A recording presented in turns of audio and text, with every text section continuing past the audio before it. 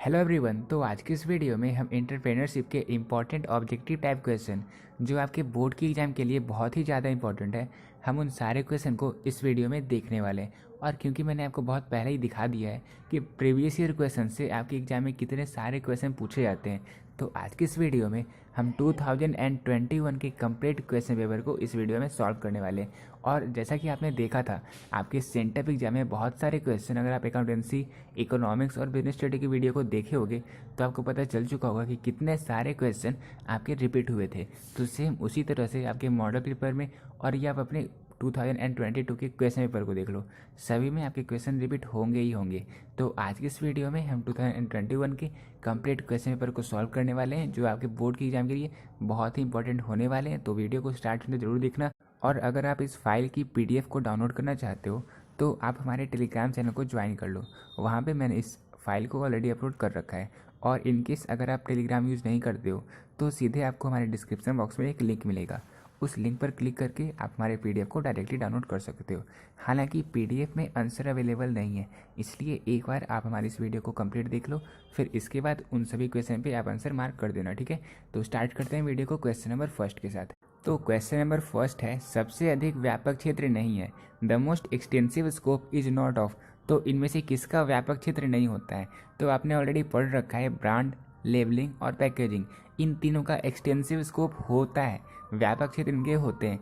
तो इसलिए question number first का आंसर हो जाएगा ऑप्शन नंबर डी, यानी कि इनमें से कोई नहीं, ठीक है। और जो आंसर मैं आपको इस वीडियो में बताने वाला हूँ सारे आंसर बोर्ड के द्वारा पब्लिश किए गए थे, तो इसलिए किसी भी क्वेश्चन का आंसर गलत होने का कोई चांस ही नहीं बनता। इसलिए जो आंसर मैं आपको बता रहा हूँ ये टोटली करेक्ट है, 100% करेक्ट है। तो चलो हम प्रोसीड करते हैं, अब देखते हैं नेक्स्ट क्वेश्चन को। क्वेश्चन नंबर सेकंड है, व्यक्तिगत विक्रय है, पर्सनल सेलिंग इज। तो आपको पता होगा पर्सनल सेलिंग को एडवर्टीजमेंट का सबसे महंगा साधन भी कहा जाता है। और पर्सनल सेलिंग में जो पर्सन होते हैं वे एक दूसरे से इंटरेक्ट होते हैं, इसलिए ये एक वर्बल प्रेजेंटेशन होता है। तो क्वेश्चन नंबर सेकंड का आंसर हो जाएगा ऑप्शन नंबर ए, यानी कि व्यक्तिगत विक्रय मौखिक प्रस्तुति है, ठीक है। अब थर्ड नंबर क्वेश्चन है, बाजार की मांग को कहते हैं, market demand is also known एज। तो मार्केट डिमांड को यानी कि बाजार की मांग को मांग की भविष्यवाणी भी कहा जाता है। तो क्वेश्चन नंबर थर्ड का आंसर हो जाएगा ऑप्शन नंबर ए, यानी कि डिमांड फोरकास्टिंग। अब 4 नंबर क्वेश्चन है, लाभांश है, डिविडेंड इज। तो डिविडेंड क्या होता है? डिविडेंड एक एप्रोप्रिएशन ऑफ प्रॉफिट होता है। तो इसका आंसर क्या हो जाएगा? इसका आंसर हो जाएगा ऑप्शन नंबर बी, यानी कि लाभ का नियोजन को ही हम लाभांश कहते हैं। अब 5 नंबर क्वेश्चन है, निम्न में किसका पर्यावरण में महत्व है? Which of the following is important for environment. तो इनमें से कौन सा एनवायरमेंट के लिए इम्पॉर्टेंट है? Which of the following is important for environment. तो देखो, सर्चिंग ऑफ अपॉर्चुनिटी यानी कि अवसर की खोज वातावरण के लिए, पर्यावरण के लिए इम्पॉर्टेंट है। एक एंटरप्रेन्योर के लिए ये बहुत ही इंपॉर्टेंट है, ठीक है। क्वेश्चन नंबर 5 का आंसर हो जाएगा ऑप्शन नंबर ए, यानी कि अवसर की खोज। अब 6 नंबर क्वेश्चन है, आदर्श चालू अनुपात होता है, आइडियल करंट रेशियो इज। तो ये आपने अकाउंटेंसी में पढ़ रखा है, आइडियल करंट रेशियो 2:1 होता है। तो क्वेश्चन नंबर 6 का आंसर हो जाएगा ऑप्शन नंबर ए, यानी कि 2:1। अब 7 नंबर क्वेश्चन है, कार्यशील पूंजी की प्रकृति किस तरह की होती है? What is the nature of working capital. बहुत इजी क्वेश्चन है। वर्किंग कैपिटल हम इसे किस लिए यूज करते हैं? जितने भी खर्चे होते हैं उन सभी को हम ओवरकम करने के लिए, वे सारे खर्चे करने के लिए हम वर्किंग कैपिटल का यूज करते हैं, इसलिए ये अस्थिर होते हैं, ये अनस्टेबल होते हैं। तो क्वेश्चन नंबर 7 का आंसर हो जाएगा ऑप्शन नंबर बी, यानी कि अनस्टेबल, ठीक है। बहुत इजी क्वेश्चन है। और एंटरप्रेन्योरशिप में सबसे ज़्यादा स्कोरिंग सब्जेक्ट अगर कोई है तो वो EPS है, ये मैंने ऑलरेडी सिलेबस की वीडियो में बता रखा है, ठीक है। अब 8 नंबर क्वेश्चन है, नियोजन नहीं है, प्लानिंग इज नॉट। तो प्लानिंग ना ही अनावश्यक होता है, ना ही ये वेस्टेज ऑफ मनी है, और ना ही ये समय की बर्बादी है। इसलिए क्वेश्चन नंबर 8 का आंसर हो जाएगा ऑप्शन नंबर डी, यानी कि planning is not unnecessary and it is not wastage of money and it is not wastage of time. इसका आंसर हो जाएगा ऑप्शन नंबर डी, यानी कि ऑल ऑफ दिस, ये सारे प्लानिंग के फीचर नहीं है। अब 9 नंबर क्वेश्चन है, आधुनिकीकरण सुधारता है, मॉडर्नाइजेशन इम्प्रूव्स। तो मॉडर्नाइजेशन इम्प्रूव्स कैपेसिटी, ये क्षमता को सुधारता है आधुनिकीकरण, ठीक है। तो 9 नंबर क्वेश्चन का आंसर हो जाएगा ऑप्शन नंबर डी, यानी कि आधुनिकीकरण क्षमता को सुधारता है। अब ये आप इस तरह से देख सकते हो, जैसे आप मशीन का यूज़ करते हो तो उससे हमारी कैपेसिटी बढ़ती है, ठीक है। तो इसका आंसर हो जाएगा ऑप्शन नंबर डी। अब 10 नंबर क्वेश्चन है, निम्न में से कौन सा अवसर बोध तत्व है?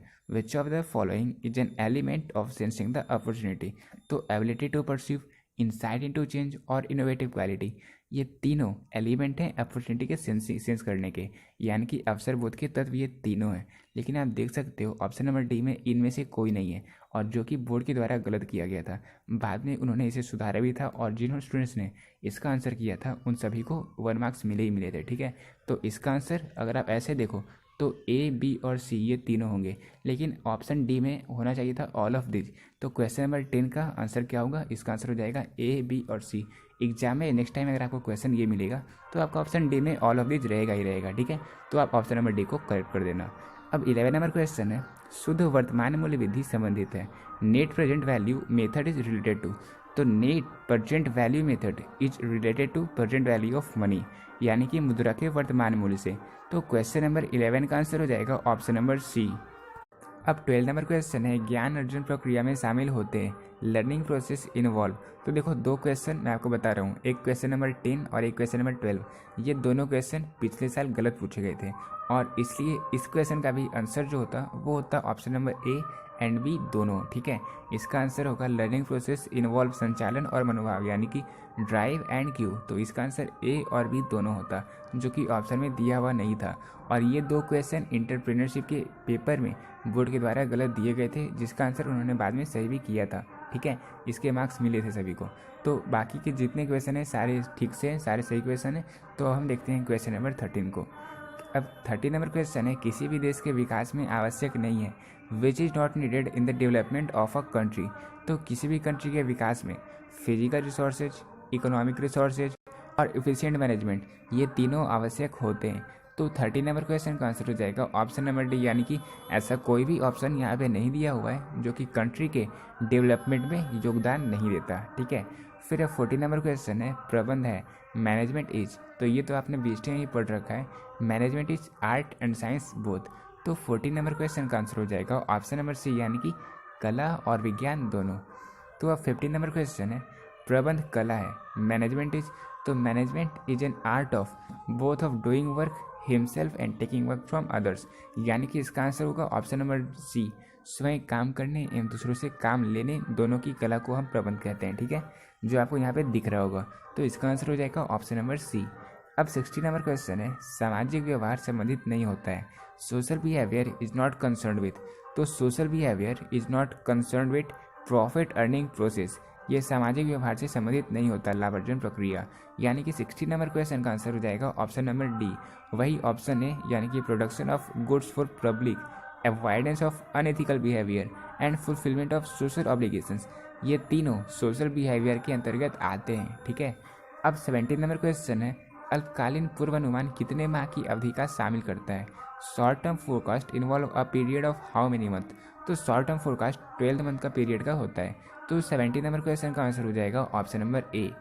अब 80 नंबर क्वेश्चन है, अंशदान है, कंट्रीब्यूशन इज। तो contribution is equal to fixed cost plus minus profit बटा लॉस। ठीक है, तो इसका आंसर हो जाएगा ऑप्शन नंबर ए, यानी कि स्थिर लागत प्लस या माइनस लाभ बटा हानि।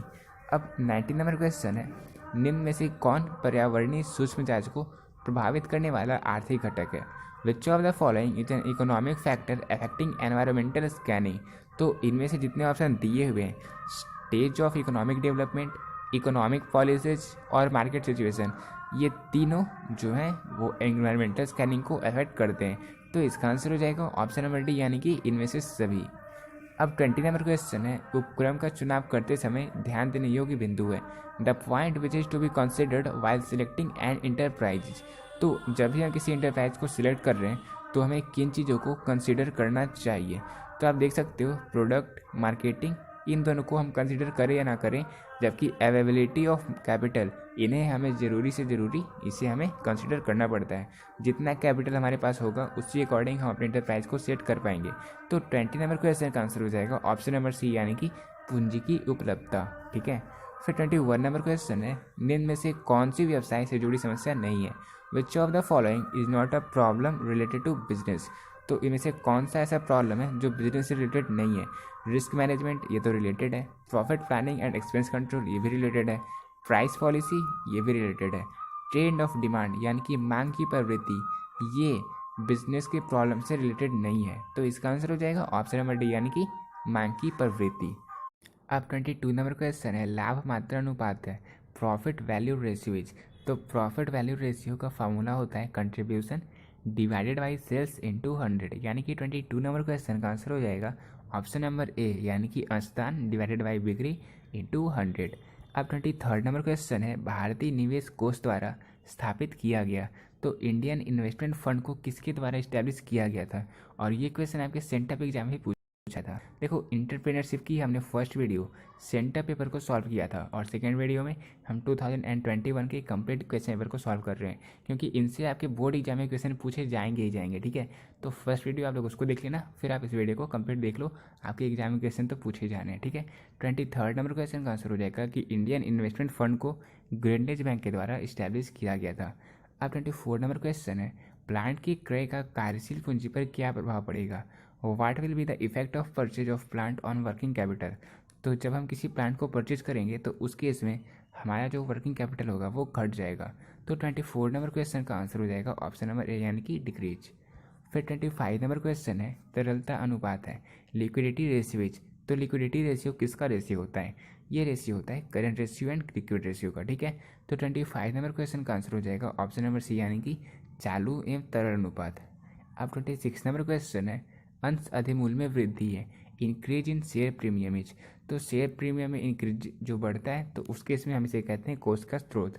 तो क्वेश्चन नंबर 26 का आंसर हो जाएगा ऑप्शन नंबर ए, यानी कि increase in share premium is a source of fund. ठीक है, फिर 27 नंबर क्वेश्चन है, निम्न में से कौन कारखाना ऊपरी व्यय नहीं है। Which of the following is not factory overhead. तो इनमें से कौन सा फैक्ट्री ओवरहेड नहीं है।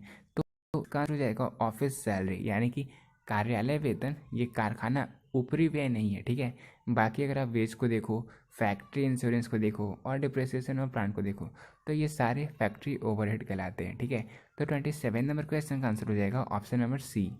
अब 28 नंबर क्वेश्चन है, उत्पादन का प्रारंभिक बाजार निम्न में से किसके द्वारा निर्धारित होता है। Primary marketing of product should be determined by which of the following. तो ये किससे डिटरमाइंड होता है, यानी कि किससे अफेक्ट होता है। तो इसका आंसर हो जाएगा ऑप्शन नंबर बी, यानी कि डिमांड। तो 28 नंबर क्वेश्चन का आंसर हो जाएगा ऑप्शन नंबर बी। अब 29 नंबर क्वेश्चन है, बोनस नीति के निर्धारक हैं the determinant of bonus policies. तो बोनस पॉलिसी के डिटर्मिनेंट क्या होते हैं, वो होते हैं amount of profit, liquidity of funds and age of company. ये तीनों ऐसे फैक्टर हैं जो बोनस पॉलिसी को अफेक्ट करते हैं। तो 29 नंबर क्वेश्चन का आंसर हो जाएगा ऑप्शन नंबर डी, यानी कि इनमें से सभी। अब 30 नंबर क्वेश्चन है, भारतीय प्रौद्योगिकी विकास एवं आधारभूत निगम स्थापित किया गया technological development and infrastructure corporation of India was establish in. तो इसे कब इस्टेब्लिश किया गया था, इसे इस्टेब्लिश किया गया था 1988 में। तो क्वेश्चन नंबर 30 का आंसर हो जाएगा ऑप्शन नंबर सी, यानी कि 1988। अब 31 नंबर क्वेश्चन है, किसी भी देश के विकास में सबसे अधिक आवश्यकता है the foremost need of development in a country is of. तो देखो, पिछले कुछ क्वेश्चन में आपने ये देखा था कि कंट्री के डेवलपमेंट में किन का योगदान नहीं होता और ऑप्शन आपको यही तीनों दिए हुए थे। तो कंट्री के डेवलपमेंट में योगदान तो ये तीनों देते हैं, लेकिन अब हमें ये बताना है कि किन का योगदान सबसे ज़्यादा होता है। तो सबसे ज़्यादा योगदान, सबसे बड़ा योगदान कुशल प्रबंधन का होता है। बिना एफिशिएंट मैनेजमेंट के हम कोई भी कार्य ढंग से नहीं कर पाएंगे। ठीक है, तो 31 नंबर क्वेश्चन का आंसर हो जाएगा ऑप्शन नंबर सी, यानी कि कुशल प्रबंधन का विकास में सबसे अधिक आवश्यकता होता है। फिर 32 नंबर क्वेश्चन है, निम्न में से किसे उत्पाद या सेवा का चुनाव करते समय ध्यान रखना जरूरी है। तो देखो, कॉस्ट ऑफ प्रोडक्शन, यानी कि प्रोडक्शन में कितना लागत लगेगा और आपके आसपास का कितना कंपटीशन है, और साथ में प्रॉफिट की कितनी पॉसिबिलिटी है। जो गुड्स या जो सर्विस को आप यूज़ कर रहे हो उसका सेल करने पे आपको प्रॉफिट होगा, आपका मार्जिन कितना रहेगा, इन सारी चीज़ों को आपको कंसिडर करना पड़ता है। तो 32 नंबर क्वेश्चन का आंसर हो जाएगा ऑप्शन नंबर डी, यानी कि ऑल ऑफ दिस। अब 33 नंबर क्वेश्चन है, वर्किंग कैपिटल यानी कि कार्यशील पूंजी इज ऑल्सो नॉन एज। तो कार्यशील पूंजी, जैसा कि आपको पता है, ये अनस्टेबल होता है।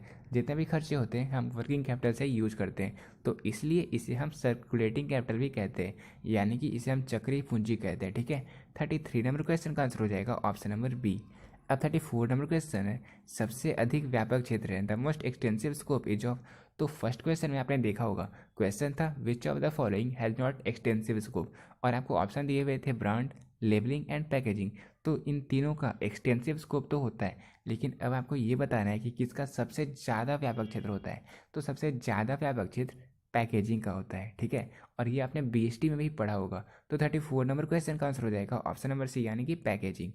चलो अब 35 नंबर क्वेश्चन है, नकद क्रय के कारण स्थायी संपत्ति में वृद्धि है, increase in fixed assets due to cash purchases. तो जब फिक्स्ड एसेट में वृद्धि होती है कैश परचेज के कारण, तो उसे हम क्या कहते हैं, उसे हम कहते हैं कोष का प्रयोग यानी कि एप्लीकेशन ऑफ फंड। तो इसका आंसर हो जाएगा ऑप्शन नंबर बी। अब 36 नंबर क्वेश्चन है, उद्यमी पूंजी में रहता है, वेंचर कैपिटल कंटेन। तो वेंचर कैपिटल में हाई रिस्क होता है। तो 36 नंबर क्वेश्चन का आंसर हो जाएगा ऑप्शन नंबर ए यानी कि उद्यमी पूंजी में उच्च जोखिम होता है। अब 37 नंबर क्वेश्चन है, उच्च स्तरीय प्रबंधन में शामिल नहीं होता है, top level management does not include. तो आपको पता होगा 3 लेवल होते हैं, टॉप, मिडिल और लोअर। तो टॉप लेवल में किन्हें हम शामिल करते हैं, तो टॉप लेवल में हम बोर्ड ऑफ डायरेक्टर, सीईओ को शामिल करते हैं, लेकिन ऑडिटर को हम टॉप लेवल में शामिल नहीं करते। तो 37 नंबर क्वेश्चन का आंसर हो जाएगा ऑप्शन नंबर सी यानी कि ऑडिटर को हम टॉप लेवल में। अब 38 नंबर क्वेश्चन है, अप्रत्यक्ष उत्पादन में निम्न से कौन सा चरण शामिल है। तो इनडायरेक्ट प्रोडक्शन में प्राइमरी, सेकेंडरी और टर्शियरी इन तीनों स्टेप को शामिल किया जाता है। तो 38 नंबर क्वेश्चन का आंसर हो जाएगा ऑप्शन नंबर डी यानी कि ऑल ऑफ दिस। अब 39 नंबर क्वेश्चन है, उत्पादन रूपरेखा में सम्मिलित है, प्रोडक्शन डिजाइन इंक्लूड। तो प्रोडक्शन डिजाइन में हम किसे शामिल करते हैं, हम कार्यक्रम रूपरेखा और उत्पाद निरीक्षण, इन दोनों को उत्पादन रूपरेखा में शामिल करते हैं। तो 39 नंबर क्वेश्चन का आंसर हो जाएगा ऑप्शन नंबर डी यानी कि बी और सी दोनों। अब 40 नंबर क्वेश्चन है, लेबलिंग है, लेबलिंग इज। तो लेबलिंग आवश्यक होता है, ठीक है, ये आप बीच में ही पढ़ रखे हो। तो 40 नंबर क्वेश्चन का आंसर हो जाएगा ऑप्शन नंबर बी यानी कि लेबलिंग आवश्यक है। अब 41 नंबर क्वेश्चन है, संचयी अधिमांश अंशों पर लाभांश दिया जाता है, dividend on cumulative preference share is given. तो क्यूमुलेटिव प्रेफरेंस शेयर पे जो डिविडेंड है वो हर साल दिया जाता है, चाहे वो प्रॉफिट हो या लॉस हो, ठीक है। तो इसलिए क्वेश्चन नंबर 41 का आंसर हो जाएगा option number C, that is हर वर्ष लाभ हो या हानि हमें अंशों पर लाभांश देना ही देना है। अब 42 नंबर क्वेश्चन है, चल लागत का श्रेष्ठतम उदाहरण है, the best example of variable cost is. तो वेरिएबल कॉस्ट का सबसे बेस्ट एग्जाम्पल कौन सा है, सबसे बेस्ट एग्जाम्पल है वेरिएबल कॉस्ट का मटेरियल कॉस्ट, ठीक है। तो इसका आंसर हो जाएगा ऑप्शन नंबर बी यानी कि सामग्री लागत चल लागत का श्रेष्ठतम उदाहरण है। अब 43 नंबर क्वेश्चन है, सामान्यतः विविधीकरण वर्गीकृत किया जाता है, जनरली डाइवर्सिफिकेशन इज क्लासिफाइड इन। तो आप देख सकते हो कितने सारे क्वेश्चन आपके सेंटर एग्जाम में भी मैच हुए थे। इसी तरह से बहुत सारे क्वेश्चन आपके मॉडल पेपर में भी मैच होंगे और आपके बोर्ड एग्जाम में भी बहुत सारे क्वेश्चन मैच होने वाले हैं, ठीक है। बस आप इन सारे क्वेश्चन को अच्छे से प्रैक्टिस करना, क्योंकि इनमें से कोई भी क्वेश्चन आपके बोर्ड एग्जाम में पूछा जा सकता है। आपसे 7 से 10 क्वेश्चन आपके इस पेपर से होने ही वाले हैं, ठीक है। तो आप हर एक को अच्छे से प्रैक्टिस कर लेना। 43 नंबर क्वेश्चन का आंसर हो जाएगा ऑप्शन नंबर सी यानी कि 4 ways, generally diversification is classified in 4 ways यानी कि 4 तरीकों से। अब 44 नंबर क्वेश्चन है, सामाजिक उत्तरदायित्व को किसने परिभाषित किया है, who has defined social responsibility. तो सोशल रिस्पॉन्सिबिलिटी को किसने डिफाइन किया है HR वोवेन ने। तो इसका आंसर हो जाएगा ऑप्शन नंबर ए यानी कि HR वोवेन। अब 45 नंबर क्वेश्चन है, परियोजना प्रतिवेदन सारांश है, project report is a summary of. तो project report is a summary of facts, information and analysis, यानी कि इसका आंसर हो जाएगा option number D, that is इनमें से सभी। अब 46 नंबर क्वेश्चन है, किसी देश के विकास की पहली आवश्यकता है। तो किसी भी देश के विकास की सबसे पहली आवश्यकता क्या है, सबसे पहली आवश्यकता है इफिशिएंट मैनेजमेंट। तो 46 नंबर क्वेश्चन का आंसर हो जाएगा ऑप्शन नंबर सी। देख सकते हो आप एक ही क्वेश्चन 3 तरह से पूछे गए हैं आपसे। फिर 47 नंबर क्वेश्चन है, बाजार मूल्यांकन हेतु आवश्यक है, which of the following is necessary for market assessment. तो सप्लाई, डिमांड और नेचर ऑफ कॉम्पिटिशन, ये तीनों बाजार मूल्यांकन के लिए अति आवश्यक है। तो 47 नंबर क्वेश्चन का आंसर हो जाएगा ऑप्शन नंबर डी यानी कि इनमें से सभी। अब 48 नंबर क्वेश्चन है, प्लानिंग इज। तो प्लानिंग ना ही अननेसेसरी होता है, ना ही वेस्टेज ऑफ टाइम होता है और ना ही वेस्टेज ऑफ मनी होता है। ये मैंने आपको 3rd नंबर क्वेश्चन में शायद बता दिया था। तो इसका क्या आंसर होगा, प्लानिंग इज नेसेसरी, यानी कि ये आवश्यक होता है। 49 नंबर क्वेश्चन है, उद्यमी पूंजी नई फर्मों में शामिल करता है। तो venture capital in new firm contain required capacity, marketing policy and organisation of firm, यानी कि 49 नंबर क्वेश्चन का आंसर हो जाएगा ऑप्शन नंबर डी, इनमें से सभी। अब 50 नंबर क्वेश्चन है, व्यवसाय के लिए विपणन है, फॉर बिजनेस मार्केटिंग इज। तो बिजनेस में जो मार्केटिंग होता है वो होता है कंपलसरी, वो अनिवार्य होता है, मार्केटिंग करना यानी कि विपणन करना आवश्यक है। तो इसका आंसर हो जाएगा ऑप्शन नंबर ए यानी कि कंपलसरी, ये अनिवार्य है, ठीक है। 51 नंबर क्वेश्चन है, अंश निर्गमन एक स्रोत है। Issue of share is a source of, तो issue of share is a source of long term finance, ये दीर्घकालिक वित्त का स्रोत होता है। तो इसका आंसर हो जाएगा ऑप्शन नंबर सी, यानी कि दीर्घकालिक वित्त का अंश निर्गम एक स्रोत है। अब 52 नंबर क्वेश्चन है, उत्पाद निरीक्षण के महत्वपूर्ण पहलू हैं। The important aspect of product inspection are, तो प्रोडक्शन इंस्पेक्शन, प्रोसेस इंस्पेक्शन और इंस्पेक्शन एनालिसिस, ये तीनों इंपॉर्टेंट एस्पेक्ट है। तो इसका आंसर हो जाएगा ऑप्शन नंबर डी। अब 53 नंबर क्वेश्चन है, स्थायी लागत प्रति इकाई बढ़ जाती है जब, तो फिक्स्ड कॉस्ट पर यूनिट तब बढ़ जाता है जब प्रोडक्शन जो है, जो हमारा ओवरऑल प्रोडक्शन है वो जब घटने लगता है, तो उस केस में हमारा फिक्स्ड कॉस्ट पर यूनिट बढ़ जाता है। तो 53 नंबर क्वेश्चन का आंसर हो जाएगा ऑप्शन नंबर ए, यानी कि जब उत्पादन कम होता है तो स्थायी लागत प्रति इकाई बढ़ जाती है। अब 54 नंबर क्वेश्चन है, एकीकरण से अभिप्राय है, तो एकीकरण यानी कि इंटीग्रेशन का अर्थ एक्सपैंडिंग एक्सटर्नली यानी कि बाहरी विस्तार होता है। तो इसका आंसर हो जाएगा ऑप्शन नंबर बी। अब 55 नंबर क्वेश्चन है, परियोजना तैयार की जाती है, तो प्रोजेक्ट जो है वो किसके द्वारा प्रिपेयर किया जाता है, उसे प्रोमोटर्स, मैनेजर और एंटरप्रेन्योर ये तीनों मिलकर प्रिपेयर करते हैं। ठीक है, तो इसका आंसर हो जाएगा ऑप्शन नंबर डी, यानी कि इनमें से सभी के द्वारा परियोजना तैयार की जाती है। अब 56 नंबर क्वेश्चन है, तकनीकी आर्थिक विश्लेषण में पहचान किया जाता है। Techno economic analysis deals with identification of the, तो इसका क्या आंसर होगा, इसका आंसर होगा ऑप्शन नंबर बी, यानी कि with the identification of the demand potential, यानी कि मांग संभावना से। तो 56 नंबर क्वेश्चन का आंसर हो जाएगा ऑप्शन नंबर बी। अब 57 नंबर क्वेश्चन है, एक सफल उद्यमी में अवश्य ही होने चाहिए, तो एक सक्सेसफुल एंटरप्रेन्योर में किन चीज़ों को आवश्यक होना चाहिए, तो उसमें एक नेतृत्व का गुण होना चाहिए, नियंत्रण का गुण होना चाहिए और इनोवेशन होना ही होना चाहिए। तो ये सारे एक एंटरप्रेन्योर के, एक सक्सेसफुल एंटरप्रेन्योर के फीचर होते हैं जो उन्हें पोजेस करना चाहिए। तो 57 नंबर क्वेश्चन का आंसर हो जाएगा ऑप्शन नंबर डी, यानी कि इनमें से सभी। अब 58 नंबर क्वेश्चन है, निवेश विश्लेषण संबंधित है।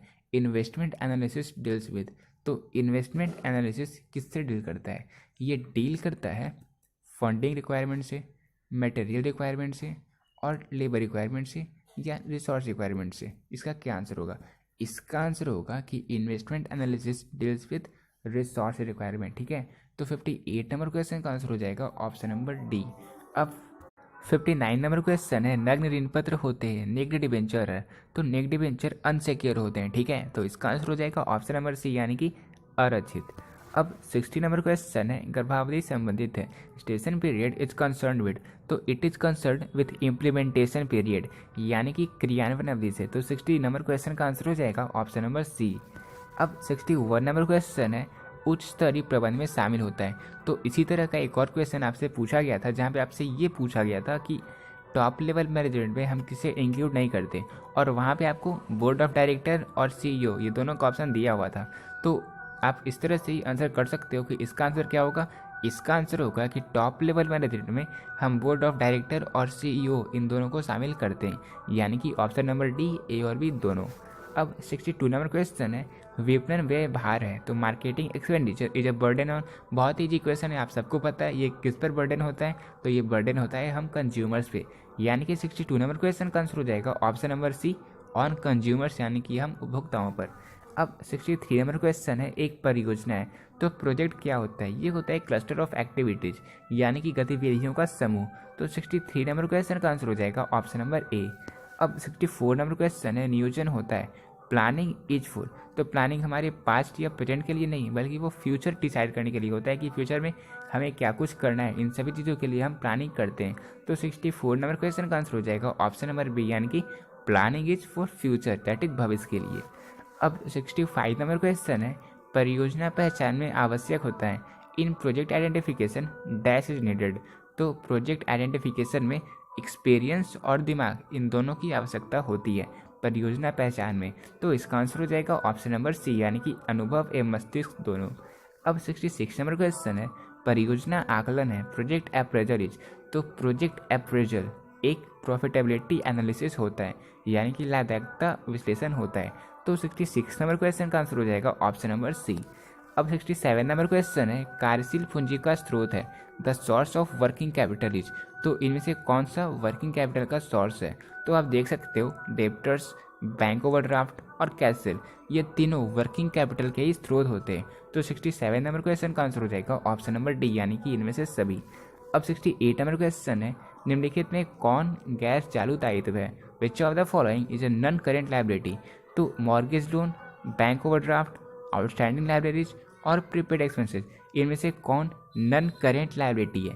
तो इनमें से मॉर्गेज लोन जो है, जो हमारा बंधक ऋण है, वो गैर चालू दायित्व है, ठीक है। तो इसका आंसर हो जाएगा ऑप्शन नंबर ए। अब 69 नंबर क्वेश्चन है, स्कंद आवर्त अनुपात आता है, बहुत इजी क्वेश्चन है। Stock turnover ratio comes under activity ratio. तो 69 नंबर क्वेश्चन का आंसर हो जाएगा ऑप्शन नंबर सी, ठीक है। अब 70 नंबर क्वेश्चन है, निम्न में से कौन सी सम विच्छेद विश्लेषण की सीमा नहीं है? Which of the following is not a limitation of break even analysis? तो technical stability is not a limitation, यानी कि ये ब्रेक इवन एनालिसिस की सीमा नहीं होती। तो 70 नंबर क्वेश्चन का आंसर हो जाएगा ऑप्शन नंबर ए, यानी कि टेक्निकल स्टेबिलिटी, दैट इज तकनीकी स्थिरता। तो अब हमने 2021 के एंटरप्रेन्योरशिप के कंप्लीट 70 ऑब्जेक्टिव क्वेश्चन को इस वीडियो में सॉल्व कर लिया, और इनसे कम से कम 7 से 12 क्वेश्चन तो आपके एग्जाम में, बोर्ड एग्जाम में पूछे जाएंगे ही जाएंगे। तो इन सारे क्वेश्चन को आप लोग अच्छे से रिवाइज कर लो और PDF डाउनलोड करके रखना, और उसमें आप सभी आंसर को मार्क कर लेना, ताकि रिवीजन के लिए आपको फिर से इस वीडियो को देखने की ज़रूरत ना पड़े, ठीक है। तो मिलते हैं अपनी नेक्स्ट वीडियो में, तब तक के लिए पिस्सा।